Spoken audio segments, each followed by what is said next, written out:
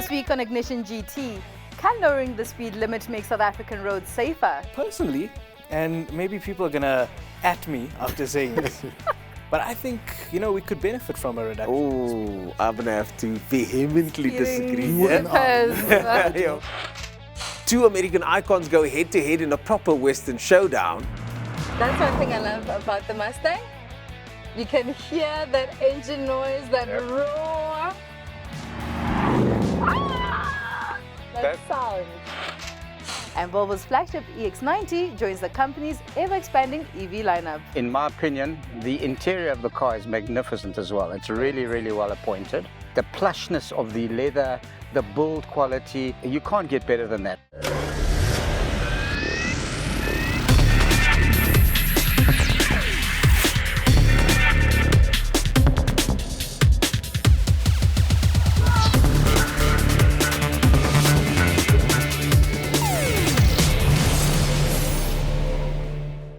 Hello and welcome to a brand new episode of Ignition GT. And this week I'm joined by my colleague and fellow anchor, Zee. Hey, here we go, the two of us. First time together. Actually quite cool. Yep, Ernest, in case you guys didn't already know, this is a pretty momentous occasion because it's the first time in the channel's more than 17-year history that Ignition GT is being hosted by two presenters. Not surprisingly, though, to mark this auspicious occasion, we've called in the big guns. Some automotive heavy hitters, if you like. Gentlemen, welcome to the show. How does it feel being called heavy hitters? Yo, that's I've big. gained some weight. That's impolite.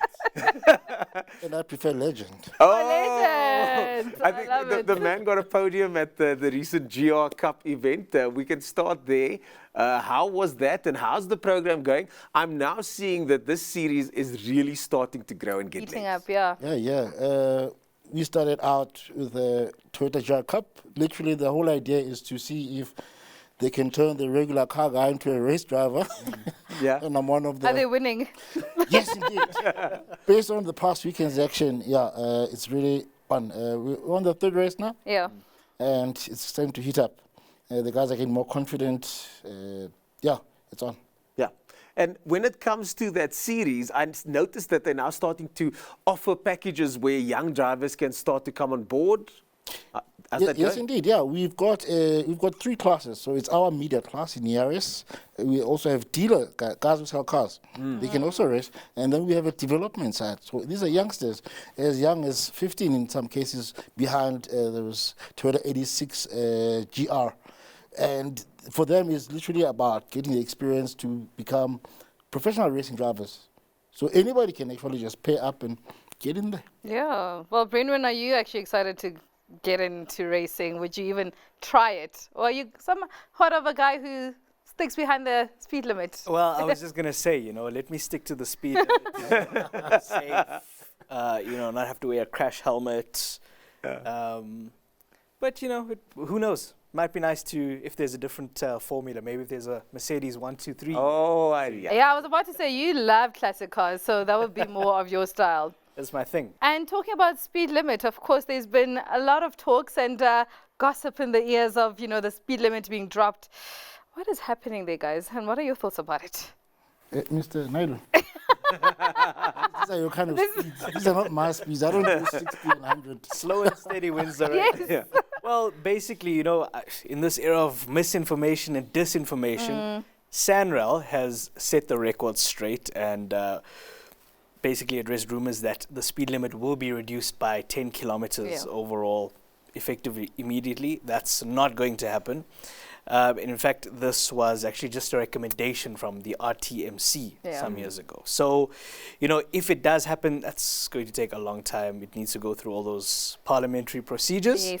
But personally, and maybe people are going to at me after saying this, but I think, we could benefit from a reduction. Oh, I'm going to have to vehemently disagree. Because you guys are racers, so definitely you guys will be on the same page and say no. Yeah. But what are your reasons? So, having done lots and lots of work with Master Drive and lots and lots of driver training companies, etc., one of the things that we often discuss is, does speed actually kill? We all know the slogan. And the irresponsible use of speed, I think, does kill. However, I think that to just do a blanket drop on the speed limit is not necessarily the best way to go.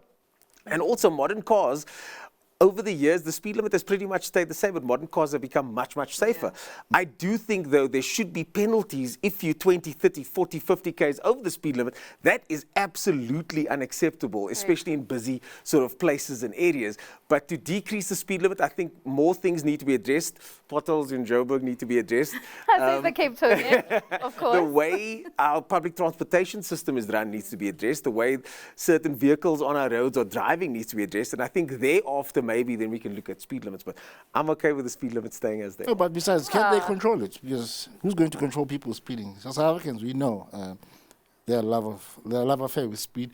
However, my problem is that if you look at European countries, we cannot say that South Africans are worse drivers than Europeans. So perhaps the question is not speed, essentially, to actually save lives.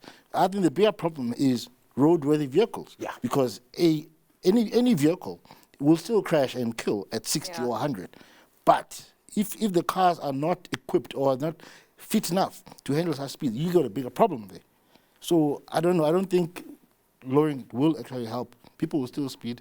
Polo drivers, I'm talking about. I was actually kind of thinking, You went there. the Autobahn, have we had any reports of like a lot of accidents happening because of, I mean, there's literally... Well, it's a the speed controlled. limit is- It's a controlled section of road. Not the entire Autobahn has got limitless speed, but there are certain sections and areas, and it's managed well. Also, the etiquette when driving is just much better. You know when to pull over, you know when to keep left. South Africans' etiquette is, we hog the fast Autobahn, lane. I've driven on it, and what's really fascinating about it is that you realize that the reason they actually de-restrict it is for efficiency. I mean, come on, if we're all late, the economy is not moving. We have to. Well, It's really about attitude as well, you know. But more importantly, let's make sure the cars are roadworthy to actually make any speeds, 40 or even 20. It has to be roadworthy. So let's talk about a car that does take the speeds a little bit lower. It has a V8. Yes. It's got 6 wheels. It's called the Mokoko V8. And it's made in Lesotho. Made in Lesotho. It's not the first time this company's made cars. Yeah. And now they've got this custom V8 car. Such an interesting thing, and also just shows that African ingenuity, we can build cars. But the question is, guys, why are we not building more cars in South Africa? Or in Africa? Oh, in Africa for that matter, Yeah. yeah, correct. I think throughout history, you do have these smaller companies or individuals who actually do these interesting projects. I know there's a guy in Venda who built a sports car, looked very much like a BMW Z4. I remember that one. Remember Yeah, that one? Yeah. So once in a while, these projects come through, you know. And you're quite correct. We should be utilizing this talent to actually create Southern or African automotive industries. But you know how it goes. Brendan, what do you think? Yeah. I think we've got a lot of potential. Like Pooty said, the talent, the skill, the ingenuity is out there. It's just we need to mold it in the right ways to provide the resources and, create the next Gordon Murray. Exactly. And Or they don't have to cost 25 million. Yeah. actually talking about that, I don't know if you guys saw the multi-millionaire miner guy who bought his for 20 million in Germany. Exactly. Just like over 2 weeks ago or something. Could have probably spent $1 million and saved Got himself a 20, Mokoko. 19. Got himself a Mokoko locally. Yeah, but Nice. oh wow. Remember the name. After the break, another legendary off-roader gets a chance to shine when the Jeep Wrangler squares up against an unlikely rival from Ford. You definitely don't want to miss this one. I love utilitarian cars. I like how they feel, how the doors just clank, close. Yeah. That makes me happy.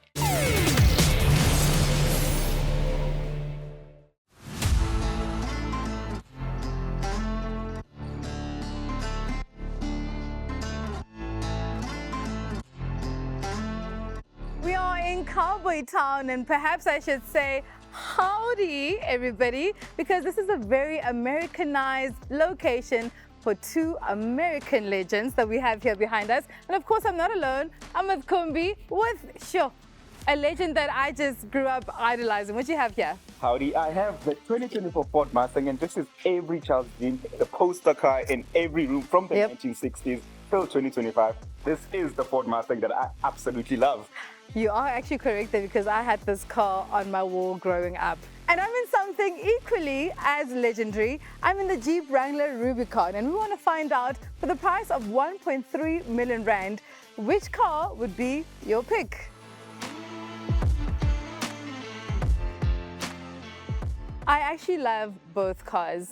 Both have such a rich history. My Jeep is on the 4th generation. This is the 7th generation. Exactly. So it just tells you how strong of a heritage these cars have. My car has such a fun element to it. Although it is a serious off-roader, you can take it anywhere. There's just something cheerful about it, sort of a nostalgic happiness and fun aura. I get that. Okay. Listen, all you want is to wake up in the morning, bug your neighbors, make sure they hear that you're up and you're ready to go to the office. 5-liter naturally aspirated V8, rear-wheel drive. Listen, I don't need to take all the doors down. I don't need all the extra seats. I just need to be myself and my girlfriend. Practicality is something that my car has. Correct. Right? We have 4 seats. Yeah. No? Yeah. And you have a kid, Kumbi. 100%. But I mean, you know what? He can fit in those rear seats. I think they're perfect for him. I just need to make sure he doesn't grow up. Boot space is actually phenomenal in the Ford Mustang. But, right, with everything that I've spoken, this car still retains that entire generation, that legacy. And I think both brands do. I mean, you look at the Jeep with the entire 7 sleds. The Mustang, you've got the sleds on here that still are reminiscent of that first Mark 1. And that's exactly what they have done with the Jeep as well. A lot of the cosmetic changes are not really visible to the naked eye. If you put the previous generation Wrangler and this one side by side, it's kind of hard to tell, you know, what the changes are. But they've got a revised grille, the wheels have changed a bit.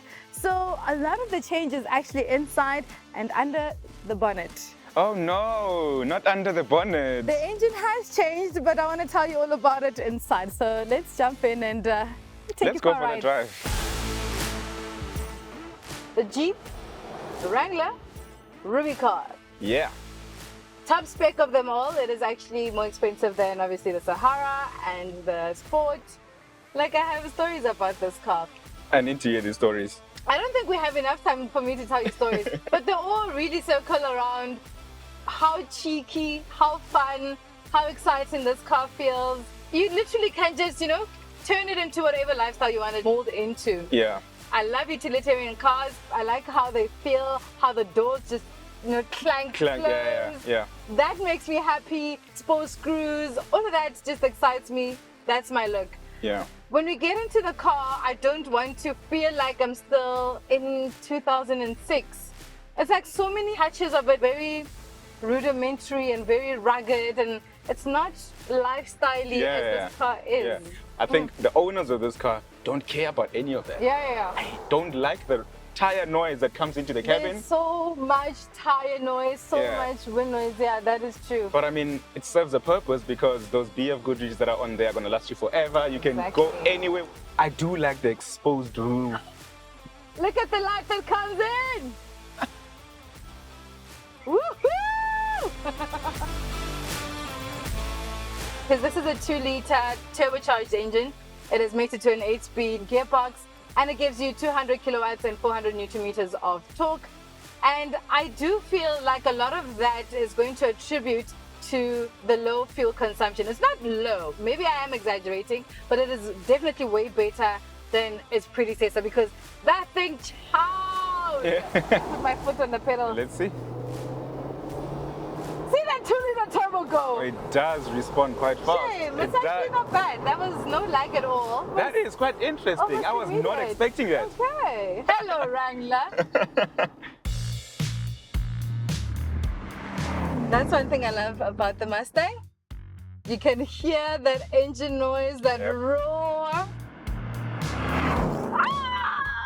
That sound. So nostalgic, and I think with everybody going quiet and everybody electrifying, this is just a breath of fresh air. It's so exciting actually to have the last of dying breeds. I don't know, the novelty of having a Mustang V8 5-liter. They've kept that entire engine for years now, with this one now being much more refined. It's a sports car, but it's very comfortable for what it is. Even look at the safety systems. You've got adaptive cruise control, you know, you've got lane keep assist, just to make sure you're always fine. And if you want to go,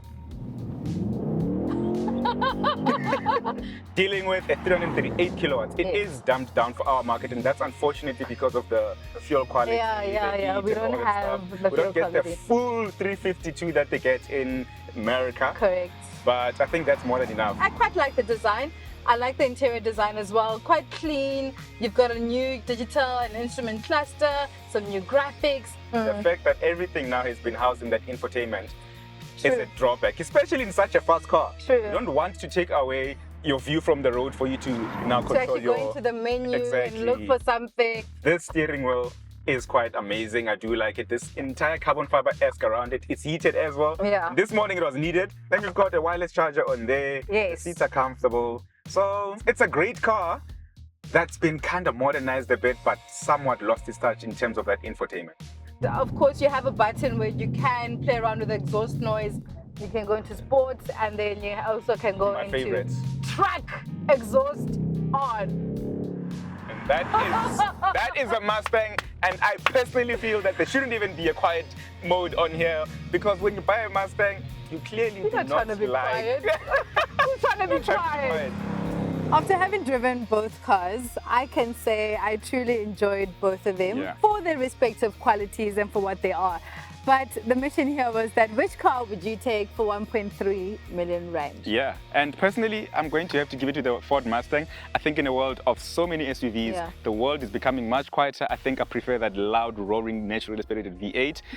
Rear-wheel drive, I think that is where my 1.3 is going. I was going to go for the Jeep Wrangler behind me simply because it really is a fun car, and Mustang had let me down so many times. But with this version here, I think they have really just redeemed themselves. So I definitely will go for the Mustang as well, because they simply don't make them like that anymore. Don't make them like that anymore. So Mustang it is. Oh, I'm taking it, by the way. I'll ride shotgun.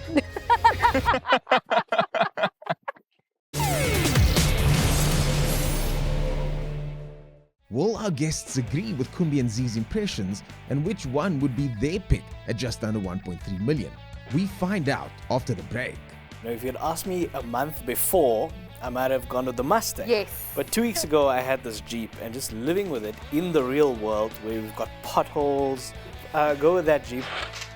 And we get a sneak preview of Volvo's new all-electric EX90 SUV. Volvo's design aesthetic, maybe the last 10, 12 years, has been fantastic. From those first XC40s all the way to this car, they're so distinctive. I think anyone who looks at one thinks, wow, that's a pretty car.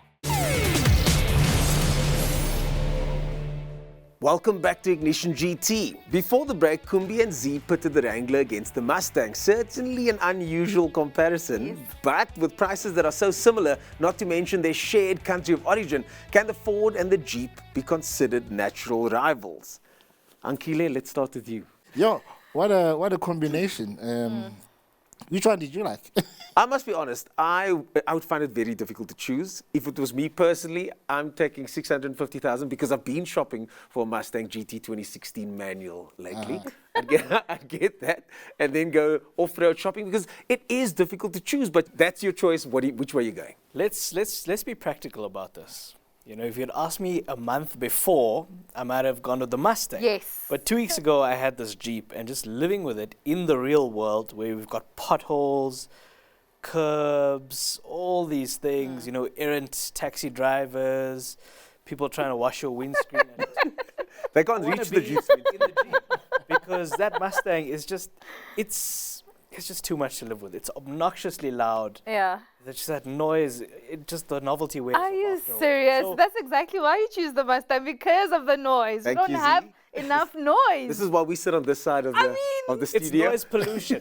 I'm gonna go with the Jeep. Go with that Jeep, that 2-liter turbo, and just That's interesting, the go 2-liter off-road turbo. without upsetting the environment and scaring away birds, and just Listen, live I my want to life. talk to the rebel, because there's no way I'm going to listen to this, you know, all serene. Look, I took a chance to really think about it, and where I come from, there are no mountains. It's just straight roads. Yeah. You know, there's just. Where's this racetrack?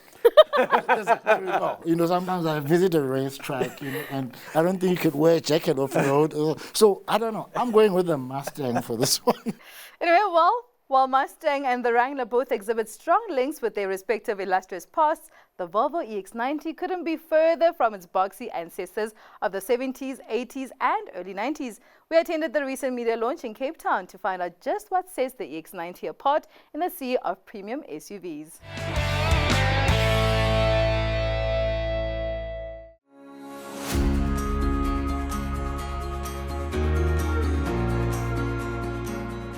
Out in the Western Cape, and what a beautiful place to launch this Volvo EX90. If you remember, Ignition was in California. Of course, myself brought you a full review from California, and now it is here on Mzansi soil. Today we are launching the premium and exclusive Volvo EX90 all-electric 7-seater SUV. The EX90 actually has about 614 kilometers worth of range on the WLTP cycle. If that's not enough, we actually, for Volvo Cars South Africa, are giving a free wall box with our EV offer to ensure that the customer has a charging station at home to charge their vehicles overnight. Volvo's design aesthetic, maybe the last 10-12 years, has been fantastic. From those first XC40s all the way to this car, they're so distinctive. I think anyone who looks at one thinks, wow, that's a pretty car. Sure. The lines and the looks that were first seen on EX30 have translated well into this bigger car, distinctive headlights, closed grille. Even the rear end of the car, the taillight treatment, is quite distinctive. I think more so than a lot of its rivals and competitors that simply have that body-wide light bar nowadays. It's definitely a good-looking vehicle. It's proper, it's big, it's imposing, everything you want an SUV to be. And I especially like the Thor headlights, the clean lines, typical of the Scandinavians. Yes. And from the inside, it's a beautiful space to be, very minimalistic. It is a magnificent looking car, and in my opinion, the interior of the car is magnificent as well. It's really, really well appointed. The plushness of the leather, the build quality, you can't get better than that. I mean, that sound system. My one favorite feature about the EX90 is the 25-speaker Bowers & Wilkins sound system. 1,610 watts worth of power. It bangs. This will never be a big volume car. This is a niche car. It's a car for us to showcase that we're a truly premium brand. See, when you look at 2.6 million rand, it's a bit much. But when you consider where the market is currently at, then you need to look at the Volvo EX90 at 2.6 million and the cars that are also in that range. Yeah. Take, for instance, the Audi SQ7 that was launched recently. That's 2.5 million rand. Correct. This is unfortunately where the market is at. Some people are going to be looking at the price with consternation, and some are going to be looking at it with like, wow, this is really, really good. Yeah. You know, it depends who you are. You know, the one thing that Volvo has is they've got a lot of loyal buyers. You know, there's a lot of people that love Volvo cars. If we look at the current portfolio, we are selling mild hybrids. We have the plug-in hybrids, also based on petrol, and then we have the EVs.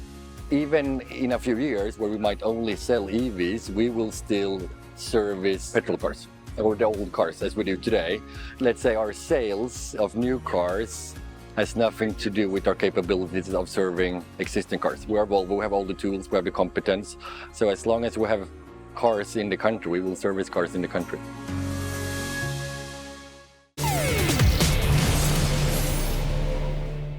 Zee, I know you guys had very limited time behind the wheel at the launch, but I would like to know what your thoughts are. I believe you, Brenwyn, were there as well, but I think you're not a Volvo lover. I wouldn't say I'm not a Volvo lover. Okay. I mean, I don't love any particular brand. I'm impartial. That's good journalism there. That's good journalism. But this was definitely one of the most bizarre product launches I've ever attended. In fact, I spent more time in the back seat being shuttled around in an XC60 than in this car. Great car, though. Great car. Not a bad place to be, let's be honest. This thing, though, I was saying to my colleague who seems to love the EX30. I love the EX30. It's like an EX30, but 3 times worse, I suppose, being an EX90. What's wrong with the EX30? Let me be fair. I only spent about 10 minutes behind the wheel. Okay. And I spent 5 of those 10 minutes fiddling with how to adjust the steering steering column because it's all within the infotainment screen. I'm busy drooling at it. Can you move a bit? I can't see. I can't even see properly. I'm just going to sit like this for the rest of the show. I mean, you really wanted the EX30 to even win Car of the Year. Yeah. Look, I think these new Volvos are showing us something else completely new.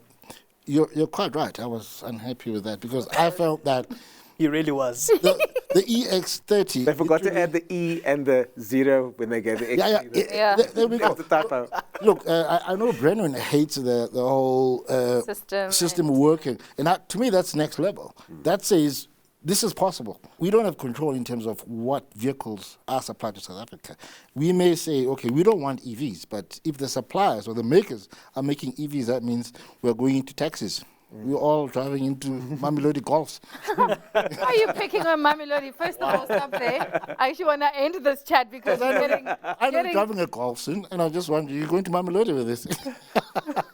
He's just like out of bounds. Okay, can I just wrap this up? And that, as they say in the classics, ladies and gentlemen, is all we have for today's episode. And I hope you guys enjoyed it as much as we did. Gentlemen, thank you so much for joining us. A pleasure being here. And hopefully we can do this again. It's going to be a recurring thing, right? But bring the right Mustang. And leave me out of the Volvo chat. Oh, of course, yeah.